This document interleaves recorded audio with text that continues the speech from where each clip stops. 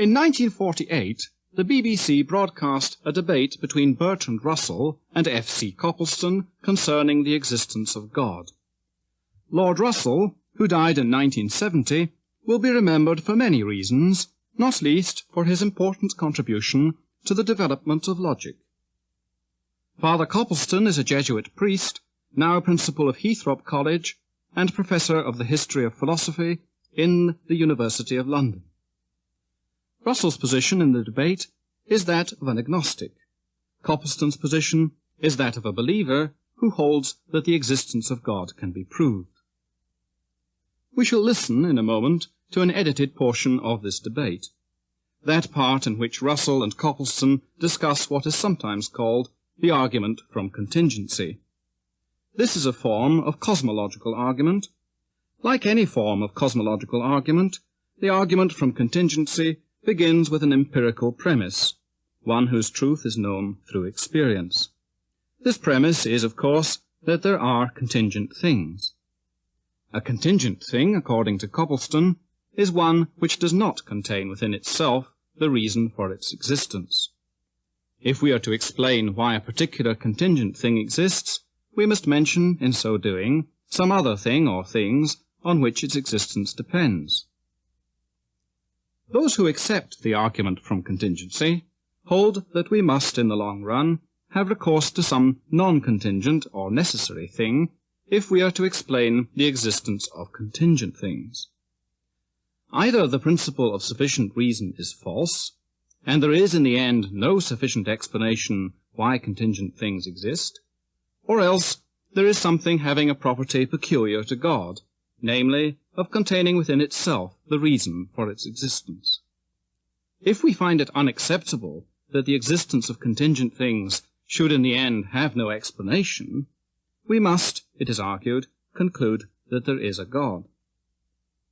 We join the discussion at the point where Copleston states the argument from contingency in the form in which he himself favours it.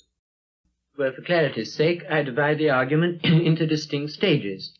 First of all, I should say, we know that there are at least some beings in the world which do not contain in themselves the reason for their existence. For example, I depend on my parents, and now on the air, on food, and so on. Now, secondly, the world is simply the real or imagined totality or aggregate of individual objects, none of which contain in themselves alone the reason of their existence. There isn't any world distinct from the objects which form it, any more than the human race is something apart from the members. Therefore, I should say, since objects or events exist, and since no object of experience contains within itself the reason of its existence, this reason, the totality of objects, must have a reason external to itself, and that reason must be an existent being. Well, this being is either itself the reason for its own existence, or it is not. If it is, well and good. If not, then we must proceed further. But if we proceed to infinity in that sense, then there's no explanation of existence at all. So, I should say, in order to explain existence, we must come to a being which contains within itself the reason for its own existence, that is to say, which cannot not exist. This raises a great many points, and it's not altogether easy to know where to begin. But I think that perhaps in answering your argument, the best point with which to begin is the question of a necessary being. The word necessary, I should maintain, can only be applied significantly to propositions, and, in fact, only to such as are analytic, that is to say, such as it is self-contradictory to deny. I could only admit a necessary being if there were a being whose existence it is self-contradictory to deny. I should like to know whether you would accept Leibniz's division of propositions into truths of reason and truths of fact, the former, the truths of reason, being necessary. I certainly should not subscribe to what seems to be Leibniz's idea of truths and reason and truths of fact, since it would appear that for him there are in the long run only analytic propositions. I don't want to uphold the whole philosophy of Leibniz. I have made use of his argument from contingent to necessary being, basing the argument on the principle of sufficient reason, simply because it seems to me a brief and clear formulation of what is, in my opinion, the fundamental metaphysical argument for God's existence.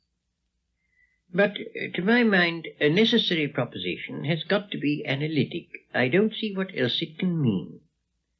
And analytic propositions are always complex and logically somewhat late. Rational animals are animals is an analytic proposition. But a proposition such as this is an animal can never be analytic. Well, in fact, all the propositions that can be analytic are somewhat late in the build-up of propositions. Take the proposition, if there is a contingent being, then there is a necessary being. I consider that that proposition, hypothetically expressed, is a necessary proposition. If you are going to call every necessary proposition an analytic proposition, then in order to avoid a dispute in terminology, I will agree to call it analytic, though I don't consider it a tautological proposition. But the proposition is a necessary proposition only on the supposition that there is a contingent being. That there is a contingent being actually existing has to be discovered by experience, and the proposition that there is a contingent being is certainly not an analytic proposition, though once you know, I should maintain, that there is a contingent being, it follows of necessity that there is a necessary being. The difficulty of this argument is that I don't admit the idea of a necessary being, and I don't admit that there is any particular meaning in calling other beings contingent. These phrases don't, for me, have a significance, except within a logic that I reject. A contingent being is a being which has not in itself the complete reason for its existence. That's what I mean by a contingent being. You know as well as I do that the existence of neither of us can be explained without reference to something or somebody outside us, our parents, for example.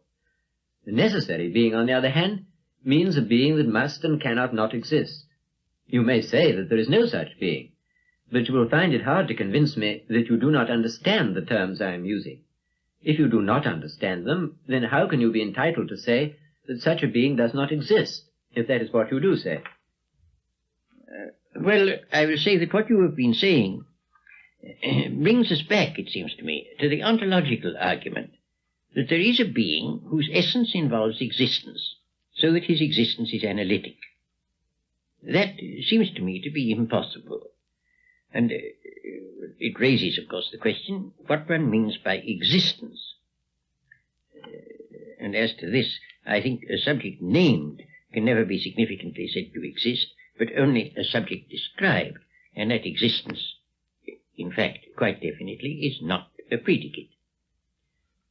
Well, you say, I believe, that it is bad grammar, or rather bad syntax, to say, for example, T.S. Eliot exists. One ought to say, for example, the author of Murder in the Cathedral exists. Are you going to say that the proposition, the cause of the world exists, is without meaning? You may say that the world has no cause, but I fail to see how you can say that the proposition that the cause of the world exists is meaningless. Put it in the form of a question. Has the world a cause, or does a cause of the world exist? Most people surely would understand the question, even if they don't agree about the answer. Certainly, the question, does the cause of the world exist, is a question that has meaning. But if you say, yes, God is the cause of the world, where using God as a proper name, then God exists will not be a statement that has meaning. That is the position that I'm maintaining. Because, and therefore, it will follow that it cannot be an analytic proposition ever to say that this or that exists. Take, for example, suppose you take as your subject the existent round square. It would look like an analytic proposition that the existent round square exists, but it doesn't exist. No, it doesn't. Then surely you can't say it doesn't exist unless you have a conception of what existence is. As to the phrase, existent round square, I should say that it has no meaning at all. I quite agree. Then I should say the same thing in another context in reference to a necessary being. Well, we seem to have arrived at an impasse. To say that a necessary being is a being that must exist and cannot not exist has for me a definite meaning. For you it has no meaning. Well, we can press the point a little, I think.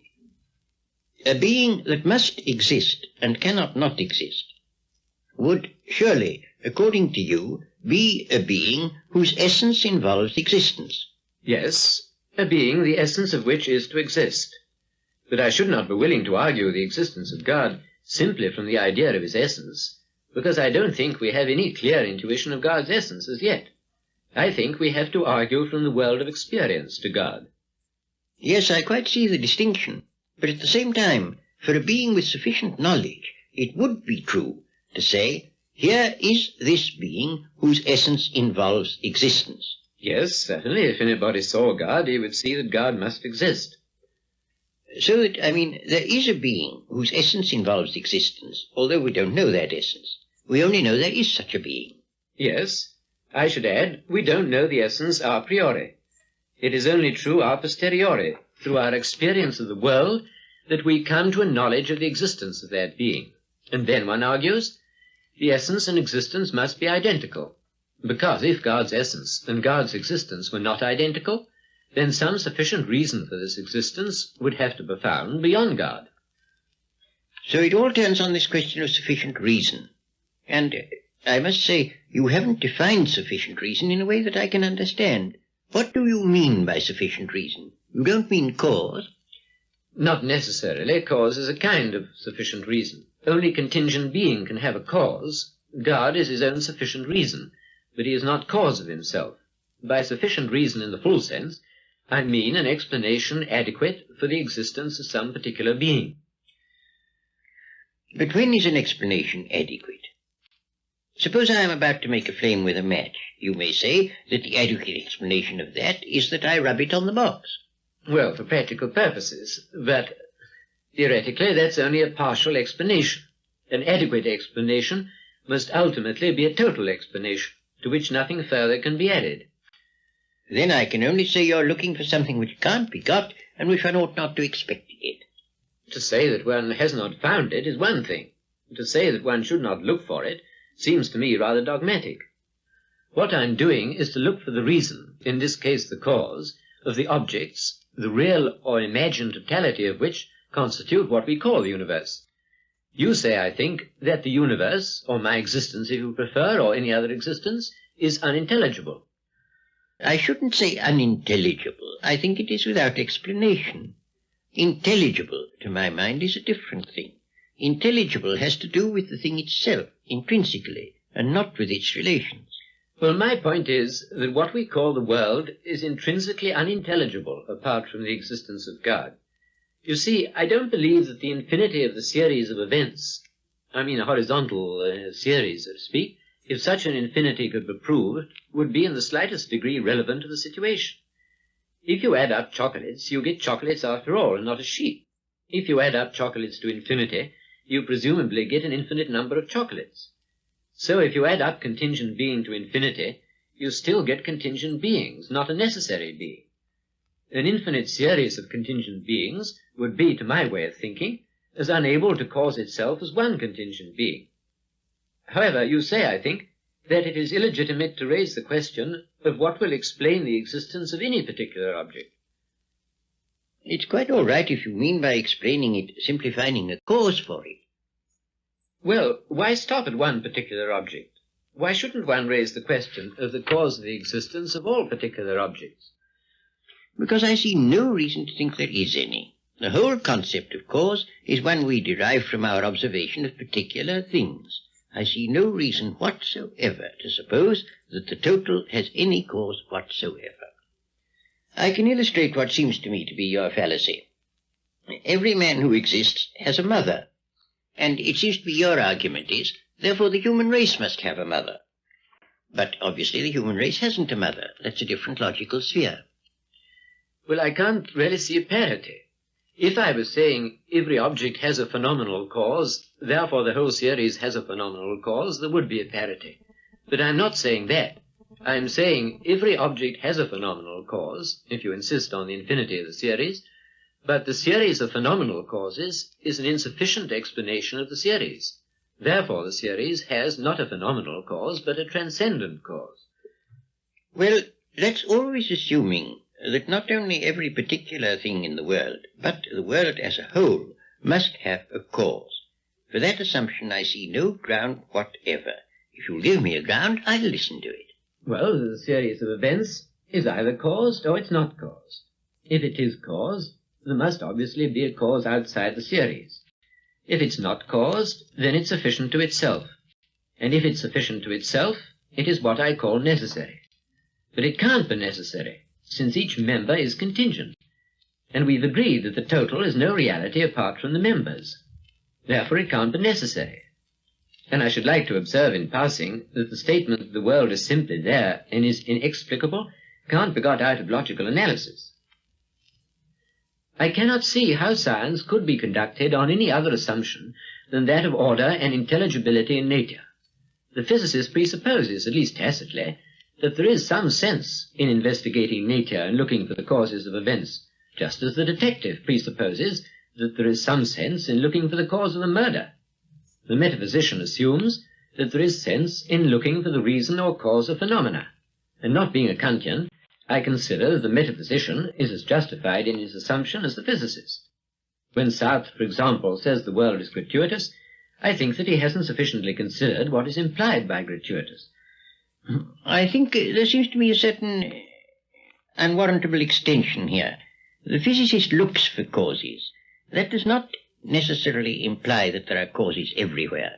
A man may look for gold without assuming that there is gold everywhere. If he finds gold, well and good. If he doesn't, he's had bad luck. The same is true with the physicists look for causes. As for Sartre, I don't profess to know what he means, and I shouldn't like to be thought to interpret him. But for my part, I do think the notion of the world having an explanation is a mistake. I don't see why one should expect it to have. Your general point, then, Lord Russell, is that it's illegitimate even to ask the question of the cause of the world. Yes, that's my position. Well, if it's a question that for you has no meaning, it's of course very difficult to discuss it, isn't it?